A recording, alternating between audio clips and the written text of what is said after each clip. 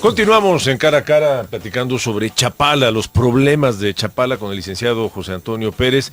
Él es abogado, es experto en temas de derecho y presidente del Colegio de Abogados del Estado de Jalisco. Y nos preguntarán por qué un abogado platicando del lago de Chapala. Entiendo que tiene mucho que ver con un problema jurídico, Toño.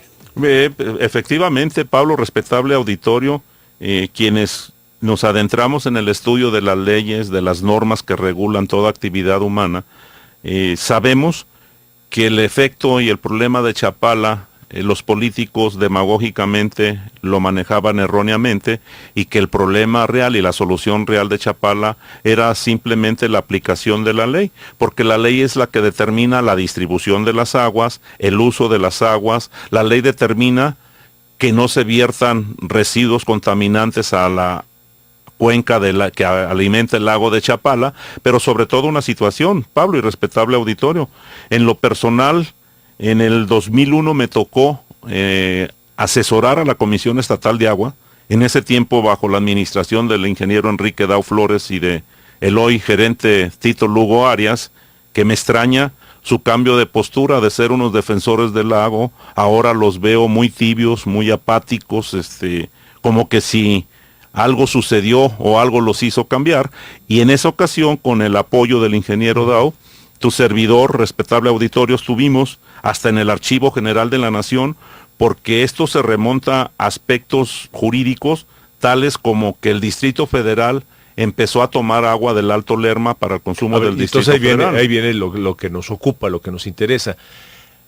El lago de Chapala se alimenta de una cuenca, fundamentalmente, que es la cuenca de Lerma, por eso se llama cuenca Lerma-Chapala. Sí, y esta nace allá en el Estado de México, muy cerca del Distrito Federal. Así es, en el Alto Lerma precisamente. Y que no es solo el río, ¿no? Es digamos, todas las montañas, las pendientes de donde escurre el agua para alimentar. Esos son escurrimientos. El río Lerma, ¿no? Escurrimientos ahí en la zona del Alto Lerma, lo que se conoce como el sistema Cuitzamala, que alimenta al Distrito Federal.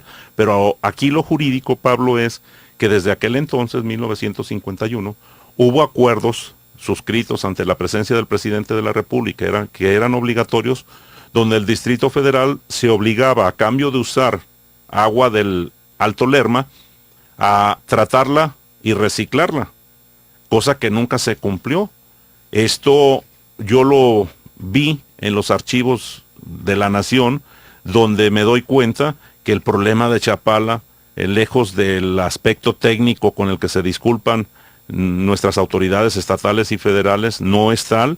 La naturaleza es superior a los aspectos técnicos. Aquí el problema del lago de Chapala es jurídico-político, y es lo que nos tiene a mí como abogado inmerso en la defensa del lago de Chapala, con respeto a gentes preocupadas, que reconozco su trabajo, pero esa labor hasta la fecha nos demostró ha sido insuficiente.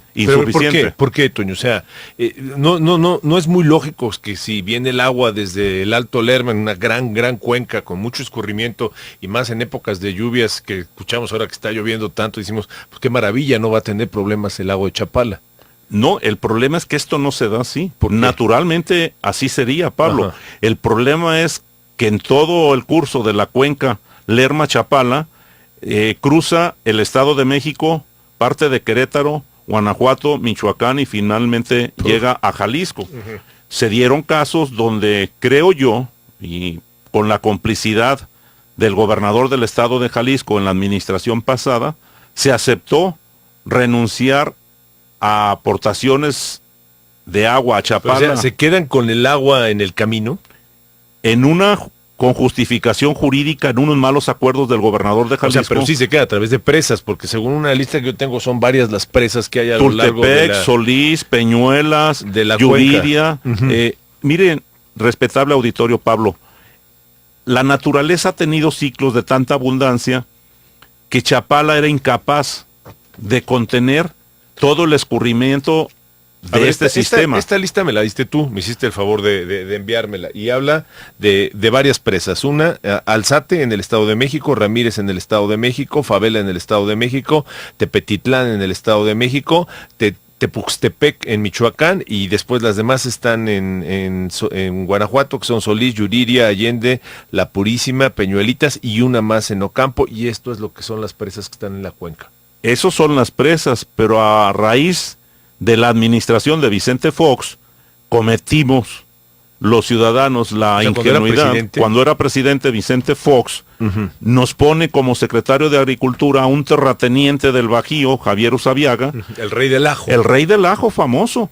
Que este hombre, con el control de las aguas, siendo secretario de Agricultura, empezó a saquear, Pablo, porque con el efecto popote, subterráneamente empezaron a chupar las aguas superficiales, los escurrimientos de la cuenca en el área de Guanajuato para el uso agrícola de este hombre. Y esta fue una complicidad del presidente Fox, pero que también los gobiernos de Jalisco tuvieron la complicidad del silencio. Y lo que se había logrado a través de una defensa jurídica que se hizo del lago de Chapala, asesorados por el Colegio de Abogados de Jalisco, Asociación Jurídica Jalisciense, a través de tu servidor, se fue a la basura por un acuerdo político, olvidándose de los derechos de Jalisco. Tú hablabas de que el medio ambiente es un derecho que tenemos todos los mexicanos. Y entonces, me imagino que debe haber herramientas que están protegiendo de alguna forma, digo, y no te hablo solo del lago de Chapala, sino toda la cuenca, porque debe ser un regulador no solo de esta región, sino desde el altiplano hasta llegar aquí al Valle de Temajac. Mira, Pablo, tan sencillo como que la ley contempla que es obligación del Ejecutivo Federal, del presidente Peña Nieto, el instruir a la Comisión Nacional de Aguas, a la Semarnat, para que se cumpla al pie de la letra la ley. Con eso bastaría, con la voluntad del presidente de la República, para que los consejos de cuenca equilibraran, respetaran y racionaran el uso del agua de la cuenca Lerma-Chapala. Aquí creo yo que lo grave es, primero, que solo es un discurso del presidente. En realidad no hay la disposición. Pero a ver, hay un acuerdo.